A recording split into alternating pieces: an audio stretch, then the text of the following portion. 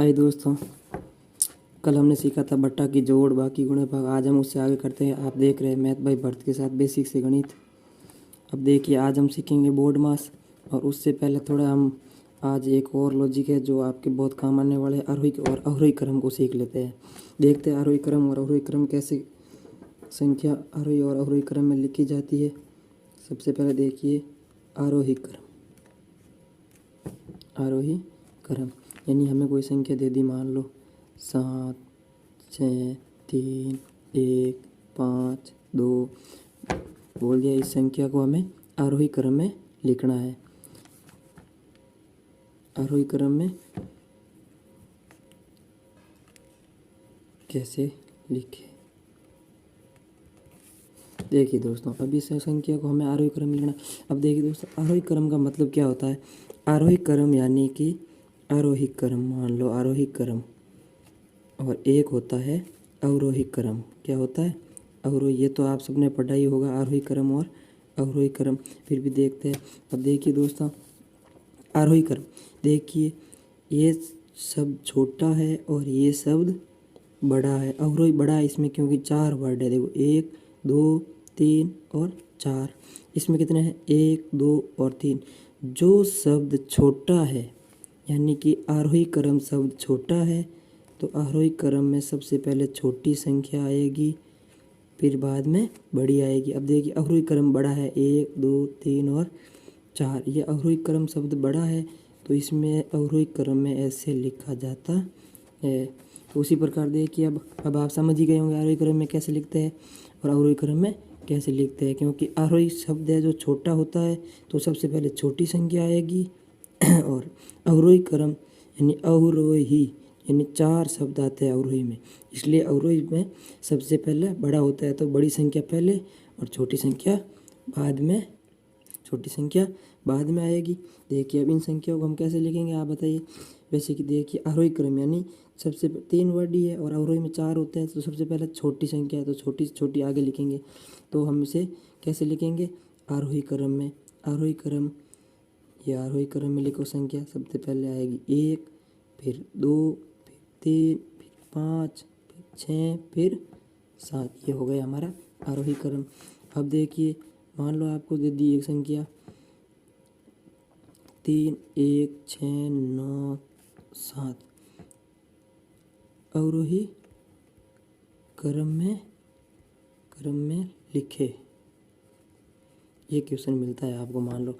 अब हमें लिखना है आरोही क्रम, तो बता। अब अवरोही क्रम यानी आरोही में हमने अभी पढ़ा था, आरोही क्रम में आरोही छोटा होता है तो छोटे शब्दों को पहले लिखा जाता है, यानी कि छोटे अंकों को संख्या। अवरोही में देखो 4 वर्ड, यानी कि आरोही और अवरोही इन दोनों शब्दों की तुलना करने पर अवरोही बड़ा शब्द है आरोही की अपेक्षा। तो अवरोही बड़ा यानी, तो सबसे पहले अवरोही में कौन सी संख्या आएगी? बड़ी। तो अवरोही में देखिए दोस्तों, सबसे पहले आएगी बड़ी संख्या, यानी कि 9, 7, 6, 3 और 1। कुछ इस प्रकार लिखी जाती है हमारी अवरोही संख्या। अब देखिए, अब दोस्तों आज हम शुरू करने जा रहे हैं बोर्ड मास का नियम, जो आपके बहुत ही काम आने वाला है। देखिए दोस्तों, ये होता है VBODMAS।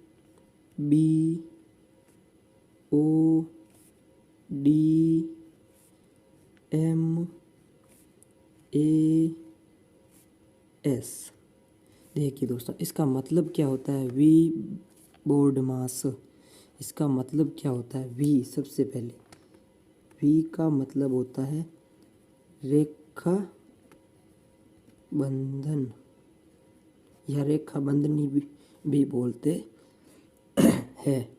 ठीक है। अब देखिए, रेखा बंधन यानी हमें एक ऐसी लाइन दी, हम आप भी तो पढ़ के कोई 2 शब्द लिखे हैं और उनको एक ऐसी लाइन खींची हुई होती है। देखिए दोस्तों, लाइन खींची हुई होती है। अब देखिए बी का मतलब होता है ब्रैकेट, यानी आपने पढ़ा ही होगा, छोटा कोष्टक, मंझला कोष्टक,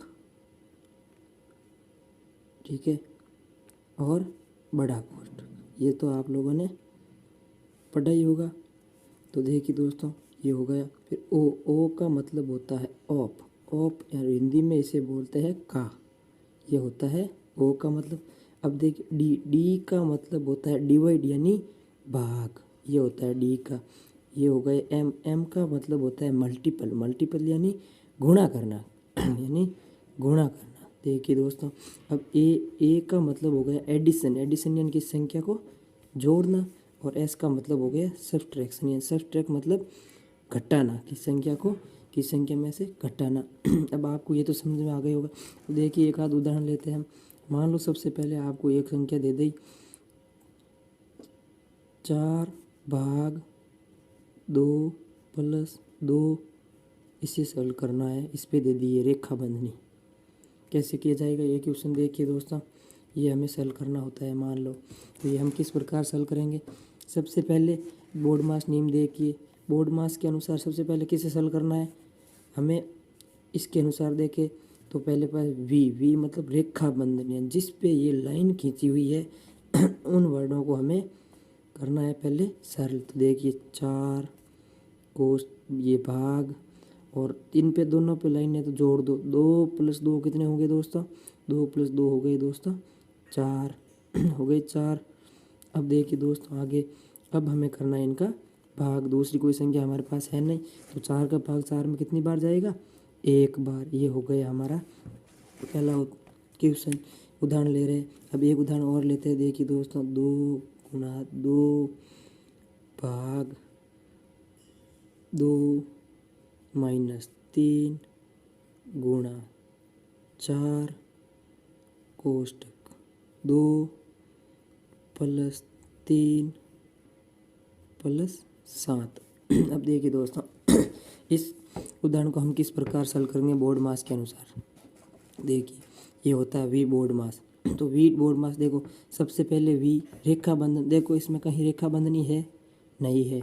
अब देखो बी ब्रैकेट, ब्रैकेट एंड कोष्टक, इसमें कहीं कोष्टक है।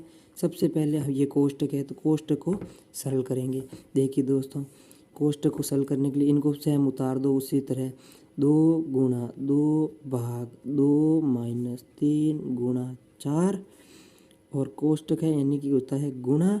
अब कोष्टक के अंदर वाली संख्या को कर दो सरल, 3 + 2 कितने हो गए 5। अब आ गए ये प्लस, अब ये हो गए 7। अब देखिए दोस्तों अब कोष्टक सरल हो गया। अब आगे देखिए ऑफ का कहीं से है का, अब देखिए का इसके अंदर कहीं लिखा हुआ होता है नहीं है।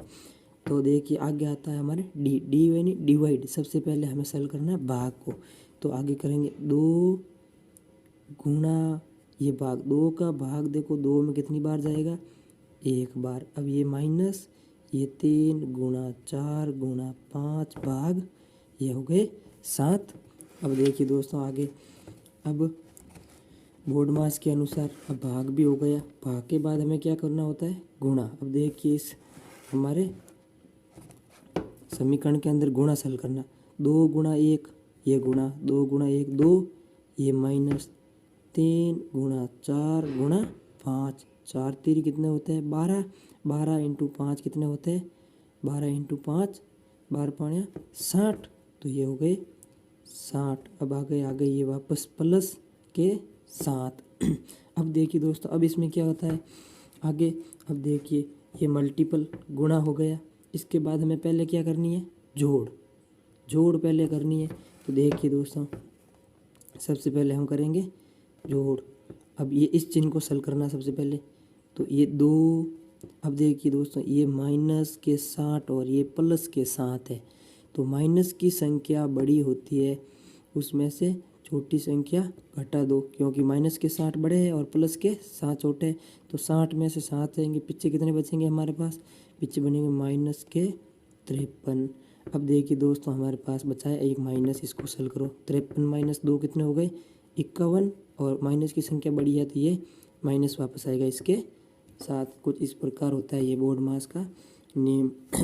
एक बात दोस्तों हमेशा याद रखना आप, जो कि माइनस में हमेशा याद रखना दोस्तों, माइनस में छोटी संख्या हमेशा बड़ी होती है और बड़ी संख्या छोटी होती है। जिस प्रकार आपको एक क्वेश्चन दे दिया, मान लो -1 और -100 में से कौन सी संख्या बड़ी है। तो दोस्तों इसमें इसका आंसर हमेशा ये होता है कि माइनस में जो संख्या छोटी होती है वो हमेशा सबसे बड़ी होती है। तो इस प्रश्न का हमारा आंसर होता है माइनस की 1 होगी 100 से क्या होगी, बड़ी होगी। ये याद रखना दोस्तों। अब देखिए दोस्तों